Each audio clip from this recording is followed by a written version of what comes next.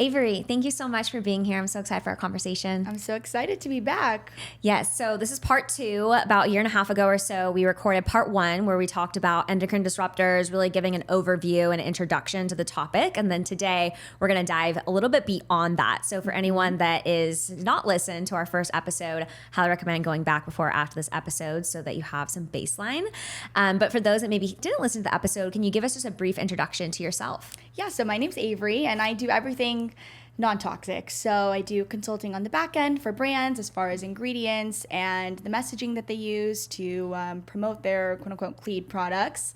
And then I work with clients one-on-one to basically go through and look at their lifestyle as a whole and see where they might be getting exposed to toxic ingredients and things of that sort. And then, on socials as well, just creating awareness and promoting safer ingredients and products.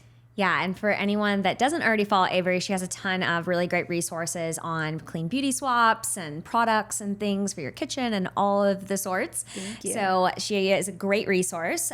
Since it's been about a year and a half or so since we last chatted, what has happened in this space? Has there been any big regulatory updates that we've seen or any changes? Yes, so actually there has been a big one. It was the first update to the major laws surrounding cosmetics and personal care products since 1938, actually. Wow. So this was the Modernization of Cosmetics Regulation Act, and essentially it just gives more power to the FDA to have more oversight and control over what's going on in the market. We're not fully there, but it's a good start. So some of the big highlights are the FDA is now going to begin standardized testing for asbestos in talc products, which is huge. They're going to require labeling for fragrance allergens. So prior, if you were someone who struggled with allergies, specifically with fragrance allergies, there was no way of knowing if an ingredient was in your product because of the proprietary laws surrounding fragrance. So this is actually a huge one. I know a lot of people suffer and have had a hard time with this. So I've been very happy to see that. And then they're going to require that manufacturers register with the FDA, which is also great. And then, what am I forgetting? I think that's the bulk of it. Again, still a lot of work to be done. The FDA still doesn't have the power to require testing for ingredients and chemicals and things of that sort, or the products themselves. And then I think there's been a lot of progress, or at least we're making progress towards safer drinking water regulations, specifically with PFAS. I think they've recently set out a lot of new things that hopefully in the next 5 to 10 years will be coming to fruition. But I think we're seeing a lot of good movement, which is great. Any progress is good progress. So I've been happy to see the way things are developing. Yeah, that's wonderful. And it's going to be baby steps, I'm sure, Right. with a lot of these things. Totally. So maybe 30 years from now, we'll be at a place where we know everything that's going to our products. But Right. That's definitely great progress. So there's a lot of independent organizations like Consumer Guides and EWG and such that are doing their own independent testing and then their own independent reports of, everything from the tap water to what's in your cooking skillets to what's in your beauty products and household cleaners. Are these valid resources that we can use until these regulations are fully in place? I think it definitely depends on which. I would say the one that I recommend the most and I feel the most comfortable recommending would be anything EWG. I think that they've been kind of providing a gold standard in the industry for a while now. It's not perfect, but I think that if you're someone who's starting out and you're trying to just get a baseline understanding of what you need to be looking out for and safer alternatives, I think that EWG is a great resource. I know I've seen, there's other apps that are popping up like Yuka and things like that. Again, I think if you're trying to just understand basic things, then I think that it's a good place to start, but it's not, I wouldn't say, don't treat it like a Bible that, it says, okay, this is scored this way. I think there's a lot of limitations in their data and things like that. So again, I think it's just a good way to kind of start understanding what ingredients might need second look or you might be flagging when you're shopping. But I think in general, from everything to tap water to the SPF guides and things like that, I think the EWG is just the best one-stop shop for all of it. Yeah, they have the Skin Deep database, the Clean Water database.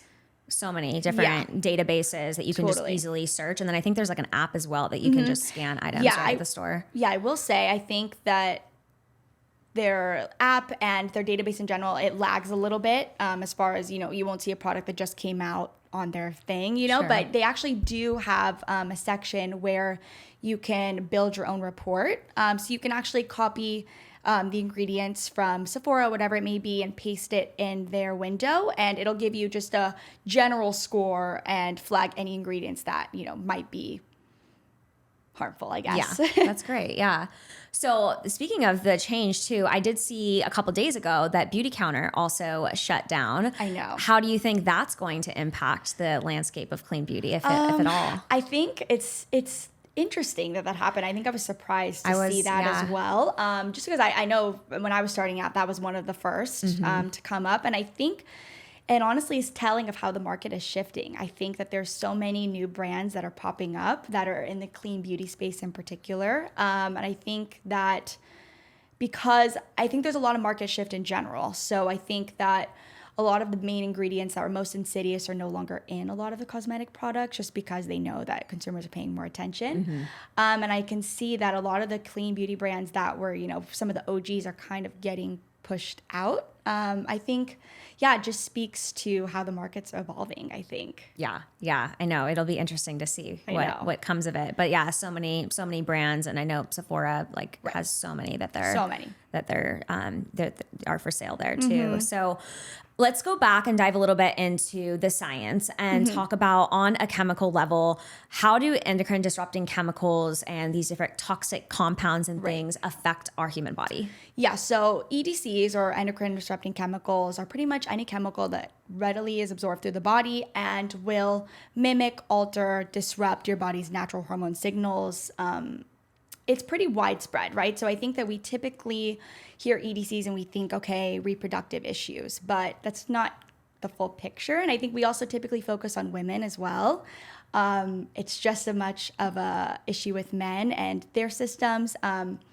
Reproductively, I think that we're seeing a lot of issues over the last few decades with sperm count declining, the quality of sperm declining, also testosterone. So I think we're seeing these impacts in men, but it's going kind of under the radar. So I think that's definitely something to pay attention to. And I think with women in general, we use more products. So I think it's important for women to understand that it might be in the products, but I think it's also more widespread in water and things like that with PFAS. So I think, again, it takes, I don't want to scare people because I know that it is widespread, but I think it takes I think people need to be paying attention to this. Especially with other things. I think we're seeing obesity and obesogens, which are a type of EDC that actually go in, and the same receptors that, can be, impacted for reproductive issues also can be impacted. The receptors that are for appetite, metabolism, insulin, things like that. So I think we need to continue to educate on EDCs and how broad they may be. And also the type of EDC also makes a big difference. Like bisphenols, BPA, things like that tend to be the most critical, especially at stages of development like pregnancy. Obviously that plays a huge role, breastfeeding, and then also during childhood. So I think if you're in those areas or those times in your life, I think it also needs to be kind of a priority, if at all possible, Yeah. And we touched a little bit on that because I know that in your background that the maternal and child development has been huge, right? In the research you've done.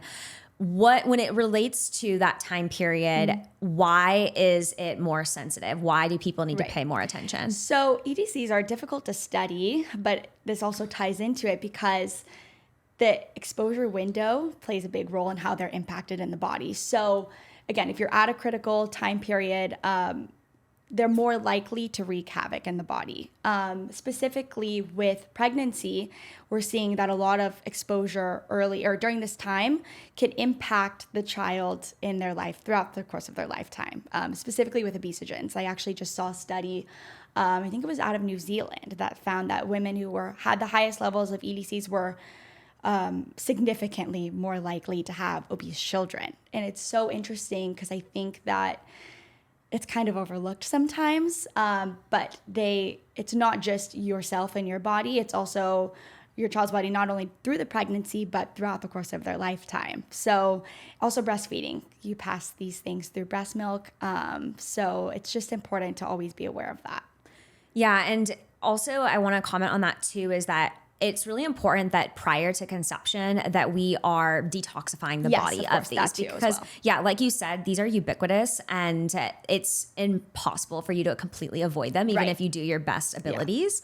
And if you have not cleared them several months prior to conception, then it's going to be even harder for you, because you really don't want to be trying to rid the body of these endocrine disruptors 3 months prior to conception. That's very dangerous territory. Exactly. So we should really be starting the avoidance and then also the support for removal of the body, I would say a year prior, if not 9 months, however long you have, but definitely much greater than the 3-month time period, which is where I think a lot of people start to focus on this, is like in that immediate, And this relates for both men and women, because like you mentioned, this is also affecting sperm quality and morphology. And those are things that don't just have an immediate effect. These are having a long-term effect that needs to be addressed several months, if not years before conception. Right. And this is why I also advocate so much against PFAS, because these take much longer than your average EDC to leave the body. So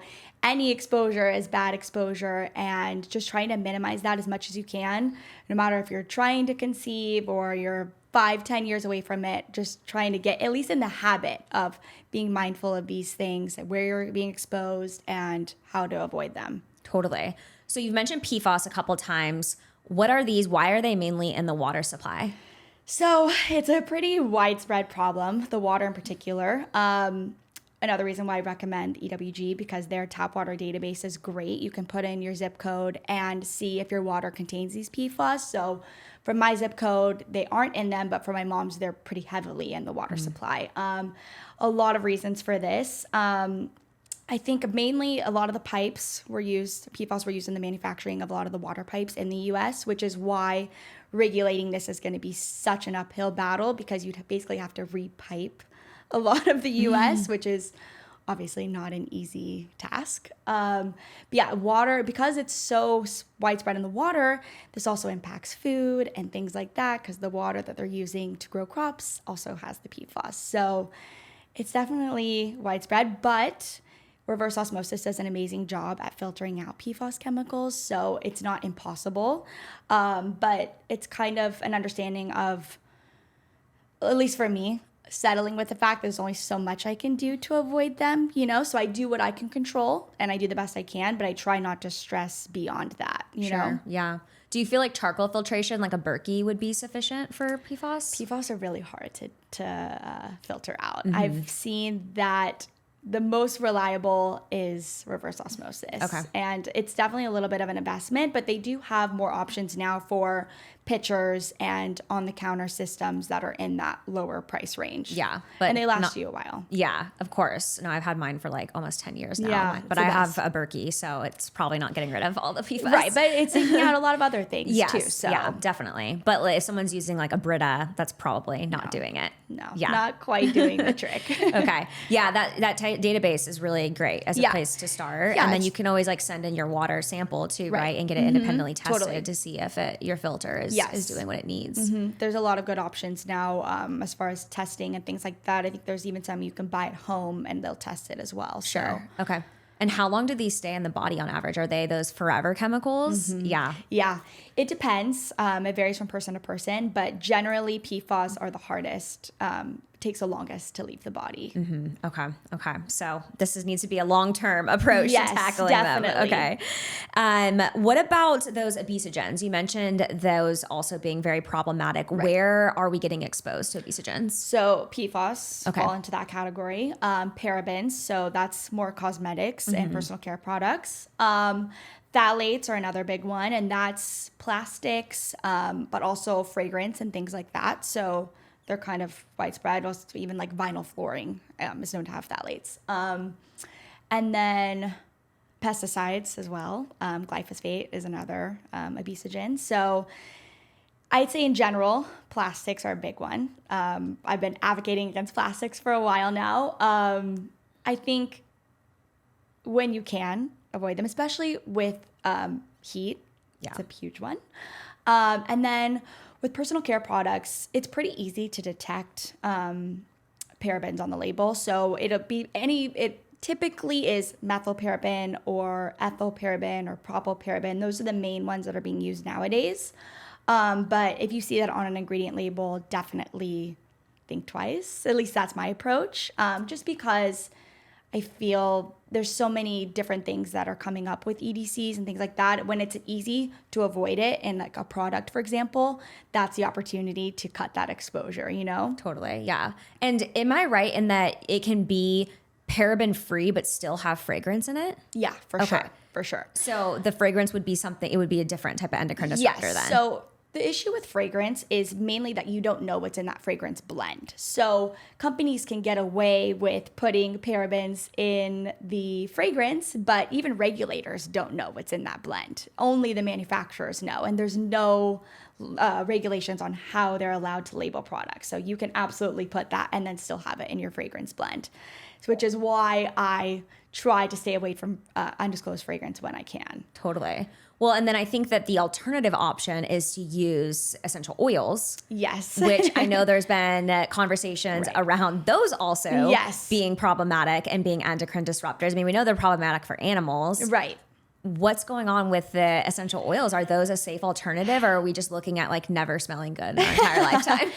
I hope that's not the case. Yeah. I think it's a controversial topic. I think it's still developing. I don't have a fully formed stance yet. I think there still needs to be a lot of research done on it. What I will say is that with essential oils, they're not regulated at all. So if you're buying like a lavender oil, for example, they don't need to put the full ingredient list on that label. So they can just put lavender oil, and there could be other ingredients. It could not be a pure essential oil and things like that. So try with caution. I think there are great brands that are doing testing and go out of their way to show you that they have a pure essential oil. I think a good brand is The Now. They have a good one. I would say lavender oil and tea tree oil are the only two that I really take with caution because they both display estrogenic properties. So this is kind of an example of natural is not always better. Because they naturally are endocrine disruptors, or at least that's where the research is pointing right now. So I think we need to see more. As far as fragrance goes, I think that when you start weighing the options, going the essential oil route is probably better, at least where we're at right now, versus using like a luxury designer brand perfume that has all kinds of things in it and you have no idea what's inside. I at least like to see from a fragrance perspective the full ingredient list. Typically, brands that care enough to disclose their ingredients are also taking that extra step on the back end to make sure that things are good. Not always, but most of the time. So I would say for now, fragrance with essential oils, I'm okay with it. I definitely use some. But again, I think also it's another tool for greenwashing that they're like, oh, yes, it's a fragrance blend with essential oils, but you don't know, they still don't give you the blend. They don't tell you what else is in the product. So I think definitely try with caution, but I don't know. It's developing, I think. Sure. Yeah. Yeah. Well, and maybe next time we chat, hopefully we'll have some more information. Hopefully, right? yes. I hope so. Yeah.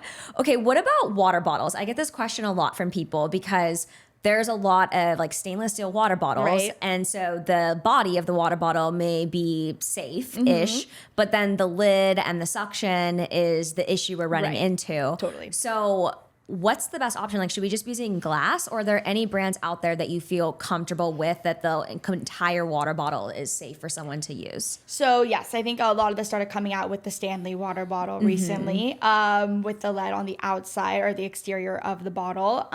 So again, always glass is, I think, in general, the safest. With stainless steel, there are brands that I trust, like Simple Modern.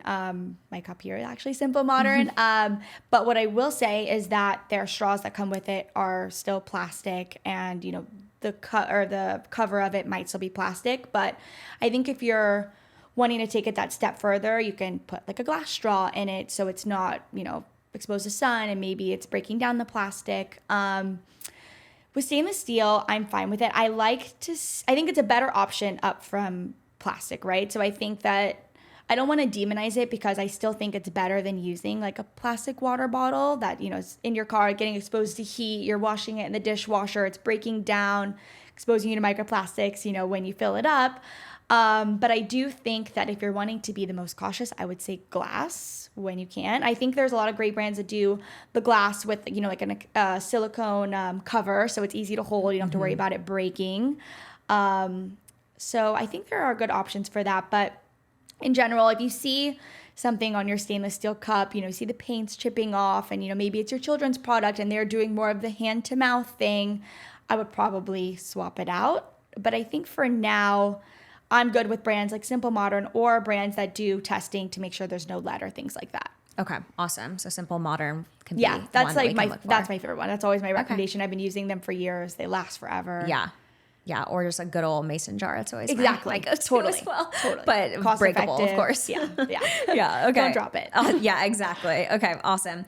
You mentioned a little bit about greenwashing. And for those that might not be familiar with this, what are we seeing in the space that's happening? Is this still an issue, greenwashing? And are there any things that we can look for to avoid the situation of greenwashing? Right. So I think in cosmetics, we saw the shift of the average consumer started caring more. We saw all of a sudden a ton of brands that were quote unquote non-toxic or clean or natural. I think at first they got away with a lot more. I feel like in the last year or so, I've seen a lot less of, hey, this is a clean beauty product, but you look at the ingredient list and there's a paraben or something. I don't think that that's as much of the case. Generally, I think the drugstore products still have some work to be done, but they're not really claiming that they're clean. So I would say in general, it's gotten a lot better in the product space. As I would say, the biggest thing that I'm looking at nowadays that I think is the buzzword of non-toxic is everywhere with this is cookware. Yeah. And I think this is something recent. And I've been getting a lot of questions on these random brands. And that's really hard to tell because there's not an ingredient list. You would have to go look at the safety data test if they disclose what's in their coating, which is not always the case. And I think they know also that the average consumer is, just walking around Home Goods or Target and just sees, this nonstick pan and it says PFOA free. And they're like, okay, great. It's non-toxic. And they, put it, but there could be other PFAS in that chemical. They're just telling you there's thousands of PFAS chemicals that could be used in that coating. So definitely, I think cookware is a big one right now. So my rule of thumb, I don't really like anything non-stick when it comes to cookware. I think that there's just a lot of Instagrammable brands that are just throwing that out there, and I don't think there's a lot to back it up. And I also don't think they last as long. I've gotten so many messages from people like, oh, I bought this and 4 months later it's scratched and everything's sticking. And that's when you run into problems because no matter what the coating is, once something's scratched, whatever's in that coating is now being exposed or is now exposing your food to whatever is in there. So definitely, I think stainless steel, cast iron, enameled cast iron are just the better ways to go. From an investment purpose, too, they'll last you forever. Oh, yeah. I've had mine for years, and they're still brand new. I know. If you take good care of a cast iron, it'll take you to the grave. Totally. It's a learning curve for stainless steel, for sure. Yeah, stainless is tricky. I would say if you are someone who's just looking for a better nonstick pan, I would say Green Pan's Valencia line, I think, has been, I know their reserve line is prettier with like the gold handle and stuff, but I know they haven't been lasting as long. So I feel like if you're wanting just a nonstick pan to have for eggs or whatever maybe on the one-off things, I think Green Pan is still the best option. Okay. And then what about ceramic? Again, tough. I think that there's just not, I don't know. I don't like to advocate for a lot because again, they're throwing these nonstick labels on everything, and I just don't think there's enough to say. And again, some brands do put their full, data sheet online, which is great. But I think it's all still hard to understand for the average person. So I think in general, my recommendation is stick to like the big three of stainless steel, cast iron, and enamel cast iron. Okay, awesome. Thank you. That's really helpful. So there are sunscreens that are out there, and I think this is like another area of confusion for a lot of people, right? Because like, okay, do we not use sunscreen at all because some sunscreen has ingredients that aren't ideal? Or do we go like the mineral route or just use the straight up chemicals? What is your stance on SPF and sunscreen? My stance is please use sunscreen. I don't like that conversation of skipping out on sunscreen just because there might be, bad ingredients. There are many good, safe SPF options. My recommendation is always mineral over chemical UV filters. Again, the market's kind of exploded with mineral SPF over the last couple years, so it's a lot easier now to find a good mineral option. With chemical UV filters, so a lot of the main ones that are used are like homosalate, octinoxate, avobenzone, octocrylene. These are the big ones that you see most often in the US. Even the FDA did an assessment, I think it was a couple years ago, on the safety of these chemical UV filters. And they found that there was insufficient data to classify them as GRACE, which is they're generally recognized as safe and effective. And just from what we know about the FDA, they aren't the most strict. So if they are telling you, hey, we don't have enough data to say that these are safe, I would definitely take a step back on that. So I think that in general, I think when you have kids, this becomes a little bit difficult, but mineral SPF is great. So titanium dioxide and zinc oxide. But what I will say is there are some inhalation concerns with these. So avoiding aerosol sprays if possible. I know that's, a hard task if you have kids and you're just trying to get them with sunscreen quickly before they hop in the pool, but if possible, opt for lotion as well. Okay. And then in general with SPF products, with aerosols, benzene is an issue. I think we saw that last summer or the year before. A lot of popular SPFs were contaminated with benzene, which is typically an aerosol problem. So in general, just sticking to mineral, lotion if you can. But the main things to look for when you're shopping is typically nowadays they'll say mineral on the bottle. But if it doesn't, just flipping, the back to look at the ingredient label. And if you see avobenzone, homosalate, octinoxate, any of those, it's a no. And zinc oxide and titanium dioxide, yes, for me at least. Those should be the active ingredients, Yes. right? Which would Yes, be like exactly. at the top. Sorry. Yeah. Okay. Is They'll be right there at the front. Yeah. Okay. And is there any brands in particular that you usually go to for that? So I think for now, my favorite daily SPF for just my face is from Kosas. Summer Fridays also has a great one. For body, I would say Blue Lizard has a really good mineral one that's just, in the drugstore, great to use. A lot of mineral SPFs, I will say, you might leave a little bit of a white cast, specifically the ones for the body. Yeah. Facial SPFs, they've kind of mastered that, but it will dry. Don't worry. There's Solara Sunscreen is another good one that's in the drugstore. They make a lot of really good mineral SPF. And then, look, I think a lot of the big SPF brands are kind of shifting this way too. So I know there's more popping up. So again, just looking for mineral is like the first big step. And then if possible, no fragrance as well. Sure. Okay. And is there any issue whenever it starts to get mixed with like a tinted moisturizer? Because I use a tinted moisturizer that has the mineral SPF in it. No, I think anything... Okay. It's more of an issue of how effective they are for extended periods of time. Sure. I think the recommendation is 3 hours to reapply. So the more the better. But no, I haven't seen anything about that. I wonder if they make a tinted moisturizer for the body because I feel like that would help with the mineral cast. I don't know. I'm trying to think if I know any. I don't know any off the top of my head, but that's a really great idea. Someone needs to do it. Somebody invent that. Yeah, please. somebody Make listening, us look tan please and make not, this. not casted in white. Yeah, totally. Okay, awesome. Okay, what about contamination? Is there any me, so like glyphosate, for example, you had mentioned Yes. being an endocrine disruptor. And one of the big things, and you can totally refute this if you don't agree, but that I see is that a lot of people say buy organic because if you buy organic, then it's glyphosate free. But then we have the issue of glyphosate traveling, where just because it's organic doesn't mean that it is free of glyphosate residue, right? So in order for it to be totally glyphosate free, it needs to have the glyphosate free stamp on it where they are certifying it, which very few companies do this, like two. Yeah, I feel like. I know, I literally can think of like two. So I'm sure it's probably really expensive at this point, and that's the limiting factor. Yeah. But is that correct? And that it be just organic isn't sufficient for some of these food endocrine disruptors? Yes, definitely. You're right on that. And then I think the other part of that is that you have the same issue with PFAS contamination with food, organic food, things of that sort. So I actually seen a lot of data popping up recently that organic food brands are showing up with PFAS in their products, you know, like packaging and things like that. Or there's something going on in the manufacturing, whether it's the water or simply in the plastics that they're using.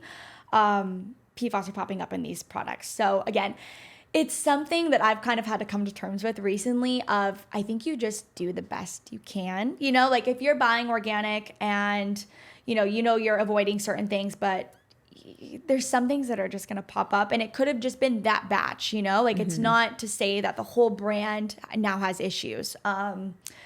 There's work to be done in this for sure. I know that there's also stuff with the organic farms, you know, if you recently bought an organic farm, there's not a lot of regulations or like strict practices in place. If there was glyphosate being sprayed on the farm prior to becoming an organic farm, there's still a lot of work to be done with that. So I think you do the best you can, but some things are just unseen. And unless someone goes to test it, you're not going to know, which is really, it's tough. Yeah. And is glyphosate considered a forever chemical? No, but it's definitely in that EDC obesogen category. Got it. So Okay. they're definitely, you don't want it. Near your stuff. So I've seen that I don't know if you've seen these, but they're like, I think they're ozone devices where it's like a hose. Okay. And then you can put your produce in it, and it's supposed to like pull out any excess glyphosate and don't know much about herbicide this. residue. And I've been wondering if it's worth it. I need to look into this. Yeah, this is really interesting. I think it's like, it's totally a biohacking food device. I want to look into this because that would be really interesting. And I'm Okay. sure these sort of things are going to keep coming out over the next few years because I think it's a problem. And I think, you know, even, you know, the government knows that it's an issue. You know, you're seeing so much with PFAS happening and things like that. I think we're going to see more, but yeah, right now it's tough. Contamination issues, I like to tread carefully just because I don't want to freak people out. I know there's so much that's unseen. Even I can't tell you for sure, you know, and I do this research all day. I can't tell you for sure what's going to have it and what's not, you know, but in general, I think when it comes to food and things like that, the packaging tends to be an issue with PFAS. So plastics and things like that, you know, try to avoid. But again, if you're shopping at a grocery store, it's nearly impossible. You know, some things are glass, but the majority isn't, you know. Also, it costs more, it costs a lot more for the average consumer too. So I think you just do the best you can for now. Yeah, well, let us know if you fall in love with the ozone. Yeah, I know. I need it. I'm going to check this out as soon as we leave because I need to know more about this. I don't know how I don't know about it. I'll share with you the one that I've seen, and you can let me know what your thoughts are on it. It's definitely an investment piece, but I'm like, if it does if it does what it says, you know, and it lasts for a while, then maybe it's worth it, you know. But I mean, with glyphosate too, the big issue is that it's mainly in subsidized crops, right? Like corn, wheat, I mean, even chickpeas, and most of those things you're eating is like a noodle, a piece of bread. So you're not going to be able to pull the glyphosate out of a piece of bread. But with produce, maybe that's something that we could look at utilizing because you could just put it into a bowl. So that would be amazing. Yeah, exactly. And I think it's a good point too, like on the organic piece as well, because I actually have a podcast episode from a bit of like maybe a couple months before this where I talked about heavy metals and how those function as endocrine disruptors and how they do that.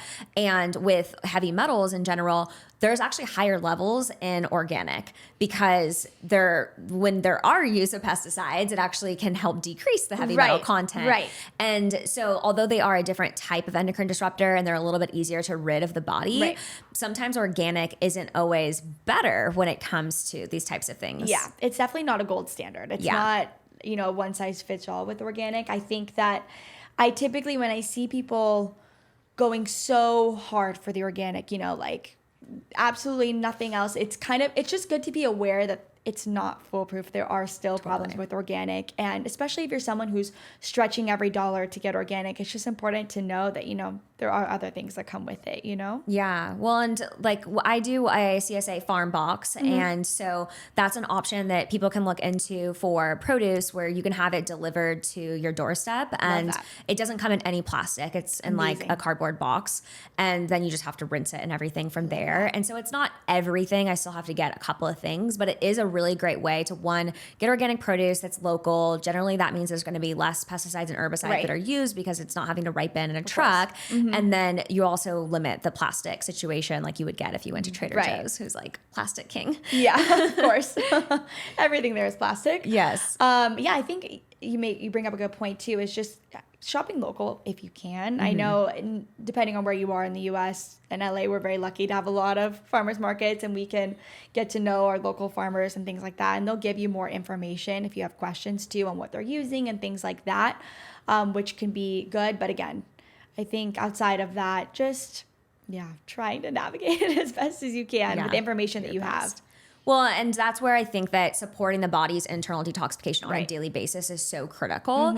And like I mentioned earlier, if you're trying to conceive, then I probably wouldn't go like crazy with everything. Right. But if you have some time, then yes, that's probably something to consider. And we can actually test for these endocrine disruptors in urine. Yes. And, it's not perfect, but we can see like how much is your body excreting and then determine, okay, like what type of binders and things need to be used to be able to pull those out of the body. Right. But then on a day-to-day basis, I think that we do need to be internally supporting the body through the foods we're eating, incorporating things that help to be able to bind these up, that help us support detoxification, and then potentially also supplementation, sweating, like sauna. Yes. All of those are really great ways, right, to be able to help get rid of these, because it's almost impossible to just completely avoid everything, wouldn't you say? Definitely. And I think that needs to be a huge part of the conversation, is how you're supporting your body to be able to handle the load that you're being exposed to, So I think that's a great point, and I think it's critical, honestly. Yeah. What are you currently, is there anything that's like a newer development in this space that you're currently following, or that you're excited about what might come out about, like either an alternative option or something that there's being research done that's like a new endocrine disruptor, something that we're finding? I will say a good development. I know they're working on phasing out PFAS in a lot of like the fast food wrappers and things like that in the US, which I think is amazing. If I remember correctly, it's by 2025. So it should be rolling out here soon. I'm excited about that because I know that that's been a big exposure of PFAS for a while. So I'm really happy to hear about that. And then in general, I think we're seeing so many good non-toxic, clean fragrances pop up that are being really great with how they're disclosing ingredients and their manufacturing processes and things of that sort. And then I think as the clean beauty space is developing in general, I think we're kind of, as consumers, forcing brands to go a step further, which I think is great as far as, how they're sourcing their materials, the ethics that go into it, fair trade, things like that. So I'm excited to see where this is heading in that way, because I think that if you're a brand owner, you're probably thinking it's annoying, but I think for the average consumer, it's great. And I think it's better. You feel better supporting brands that wholeheartedly care about the mission that they're doing and how they're, treating their farmers and how they're, how close they're paying attention to the manufacturing process and things like that. So yeah, it's definitely an added step, but a details that are important. But I think clean fragrance is developing quickly, so I'm excited to see where that's going. Yeah, amazing. So I know you put out a lot of guides in terms of like replacement options that people can find at some common stores and things. And you mentioned the EWG also being a really good resource. What would you say would be the best next step for someone who feels like they're already doing pretty good in this area? Like they're already aware, I'm not using a lot of plastics. I'm already looking at parabens and phthalates, but I'm sure there's still things I'm being exposed to. Is there any type of resource or like next step that you would recommend for that type of person? I would say if you already kind of feel like you've mastered the beginning things, I think that there's certain things that you can take a step further, like how I would advise anyway with preservatives, for example, like phenyloxyethanol, I think is a preservative that's being used in a lot of the clean beauty stuff. I think that if you are trying to be more cautious this is how I advise my clients who are trying to be more cautious anyway, is to maybe start taking a closer look at how many products have that. For myself, I try and keep it in a low, dose, at least in some of my products. I try not to have a whole lineup with it in there. But I think that's the next place to start. And then I think there are a lot of great organizations that are putting out really good information. Like Mamavation is a really great. She does a lot of testing for PFAS and things like that in products that you wouldn't expect. So I think that if you're looking to take it a step further, definitely go on her website and look through her blog. She does a lot of independent testing with EPA certified laboratories where they send feminine care products off to test for PFAS, and they send off, a bunch of organic food or organic ketchups, and they see what comes up with PFAS. So I think that they're doing a lot of great work, and it helps kind of go that step further of things that, contamination issues and things like that. Yeah, no, that's a great resource. And obviously the EWG is always putting out great articles and updating their research and things like that. So. Yeah, they always have new things evolving every time I look. Yeah, always, unfortunately. Yeah, I know. It's always something new for us to keep on top of, right?